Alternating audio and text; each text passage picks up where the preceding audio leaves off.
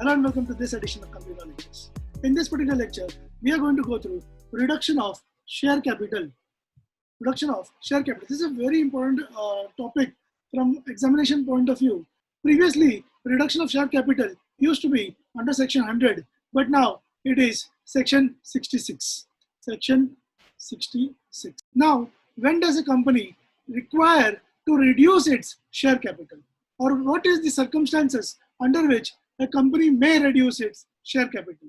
So the first one is when a company has accumulated business losses, then the company may reduce its share capital.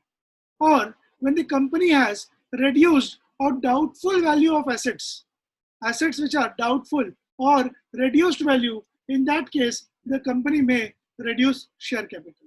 And also, if the company's capital is in excess of its wants, when the company's paid up capital is in excess of its wants, which means if the company requires 100 crores for running its business but currently has around 200 crores on its books, then in that case the 100 crores which are excess can be reduced by the company and can be a reason for reduction under section 66.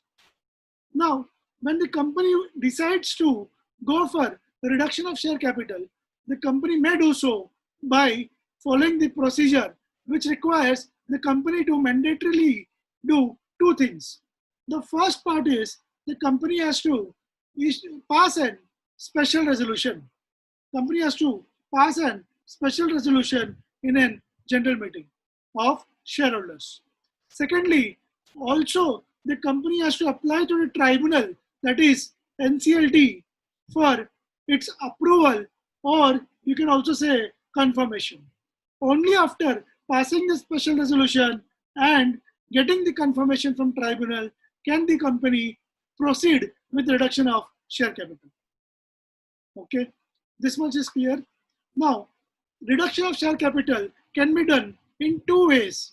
The first part is the company may either extinguish, that means cancel, or reduce the liability on its shares which are not yet paid up. So the company may reduce the liability or extinguish the shares altogether which have not yet been paid up or are partly paid up. That's the first way of reduction of share capital.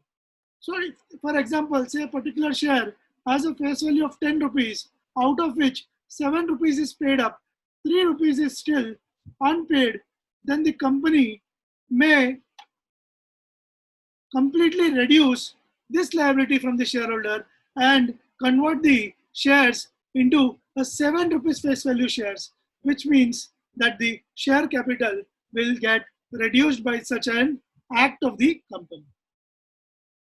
Hope it is clear. The second point is either with or without extinguishing or reducing liability. The first one was with extinguishing or reducing the liability. The second one is either with or without extinguishing or reducing liability. The company may cancel any paid up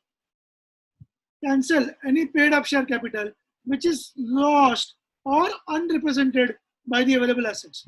See, whenever we prepare a balance sheet, there has to be an tally, or say the liability should be equal to assets. But in case there is some assets which is not available or is not represented or is lost against the share capital, then such amount of paid up share capital can be cancelled by the company. That is also a type of reduction of share capital. Otherwise, the company can also pay off any paid up share capital which is in excess of its wants. For that, the company will have to alter its memorandum of association by reducing the amount of the share capital. So the company can reduce its share capital in two ways majorly. One is extinguishing and reducing the liability on its shares which are still not paid up, or it may either with or without extinguishing or reducing the liability cancel any paid up share capital which is lost or unrepresented by the available assets, or pay off the paid up share capital which is currently in excess of its wants, which has to be done by altering the memorandum of association of the company by reducing the share capital. I hope this part is clear. The procedure is very clear that the company has to pass a special resolution, that is 3/4 majority is required, and confirmation by tribunal is mandatory. What is the procedure for confirmation of tribunal? We will learn in this next part, which is given over here. Before that, I want to also bring to your notice an important point, that reduction cannot be made. Reduction cannot be made if the company has arrears in repayment of any deposits, or even on the interest of such deposits. So if the company has issued any deposit, that means it is the borrowings of the company, and such borrowings, such deposits, the company has defaulted, or the company has arrears in payment of principal or the interest, then in that case the company cannot avail of section 66, which is reduction of share capital. I hope this part is also clear. This is an important point. This is an important point from case study point of view. Now, as far as the procedure for getting the confirmation from the tribunal, that is NCLT, first the special resolution is passed, the application has to be made to the tribunal for confirmation by the company, and the tribunal, on receipt of such an application, will give notice to central government, SEBI, and creditors of the company. The list of creditors will be provided by the company to the NCLT along with the application. So on such a list of creditors, the tribunal will send notice to them also. What is this notice for? This notice is sent to the central government, SEBI, and creditors to give their representation whether they have any objection to such a transaction of reduction of share capital, whether it impacts them, and whether they have any objection. So the tribunal will consider the representations of central government, SEBI, and creditors which are received within a period of 3 months. Within a period of what? Within a period of 3 months from the date of notice which is sent to these parties. Okay. If no representation is received from central government, SEBI, or creditors, then it will be deemed, or it will be presumed, that it is no objection given by such parties. Okay. And upon receiving the representations, or not receiving any representation within 3 months, if the tribunal is satisfied that the debt or claim of every creditor has been discharged, or determined, or has been secured against any assets, or a consent is obtained from the creditors that they don't have any objection, in that case the tribunal can proceed. Only if it is satisfied, it can proceed to make an order. But for that, it will also have to consider one important thing, that is that the application which is proposing the reduction of share capital shall be in conformity with the accounting standards applicable as specified under section 133. And certificate shall be provided, to that effect, that the transaction, accounting treatment of the transaction is in conformity of AS accounting standards applicable as specified under section 133 is given by the company to a tribunal. Then only the tribunal can proceed to make an order confirming such a reduction of share capital. Confirming means what? It is approval of such a reduction of share capital. And once the order is given by the tribunal, then special resolution plus approval or confirmation from tribunal is received by the company. The company has to then publish the NCLT order, tribunal order, as the tribunal may direct. So this is another part of the procedure.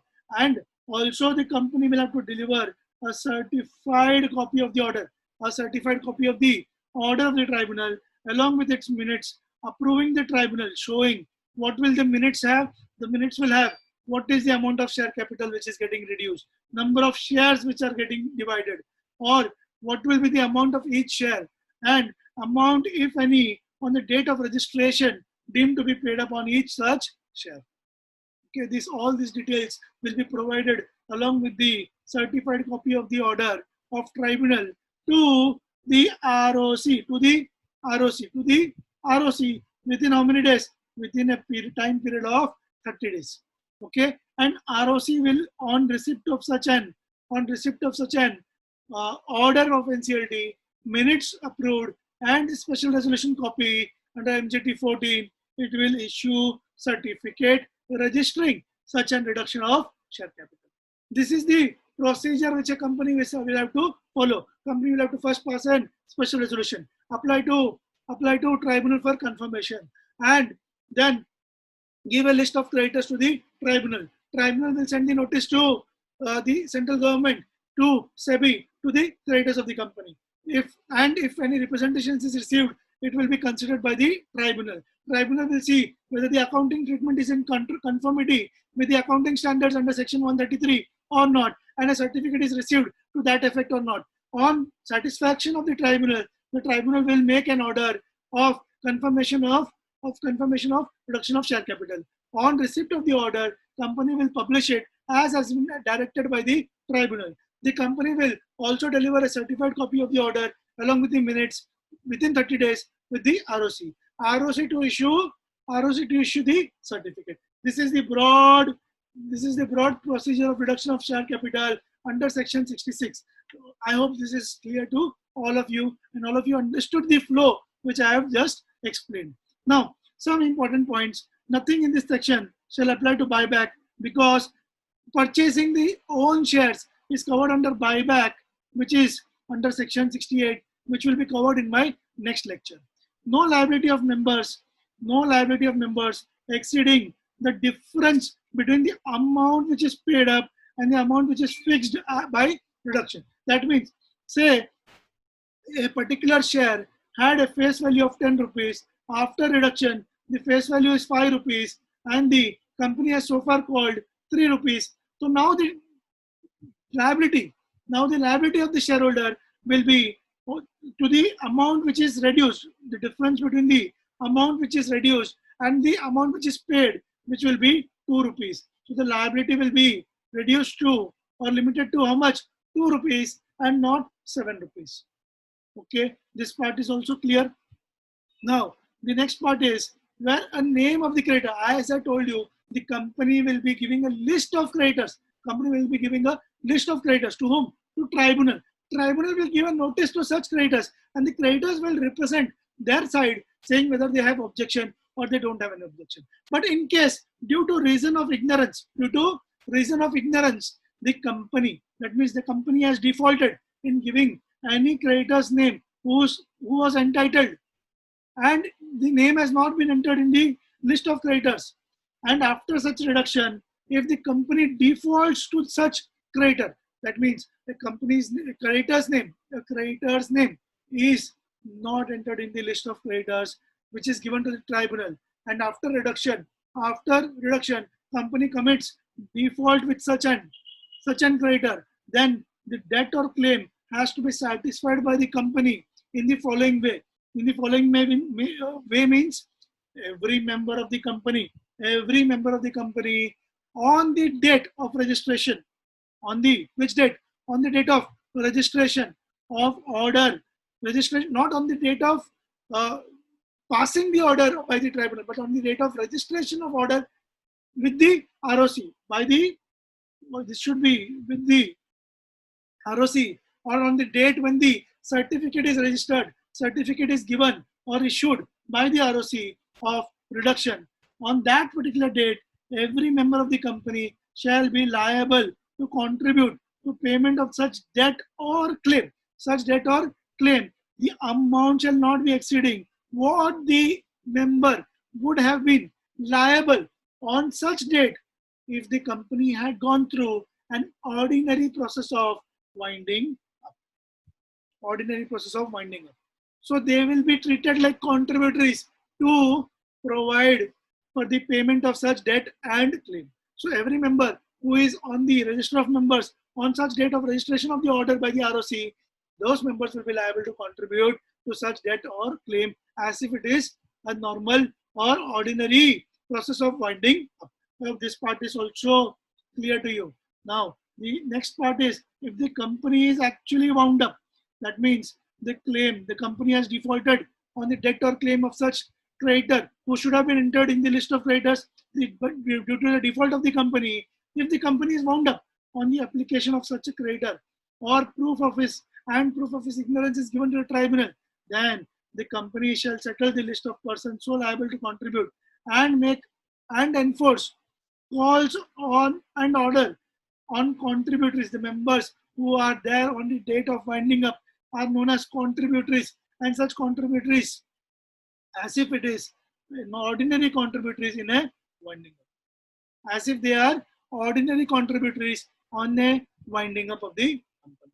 So company shall settle the creditors. Company shall settle the creditors in case the company is getting wound up through the contributories as if they are ordinary contributories in a winding up.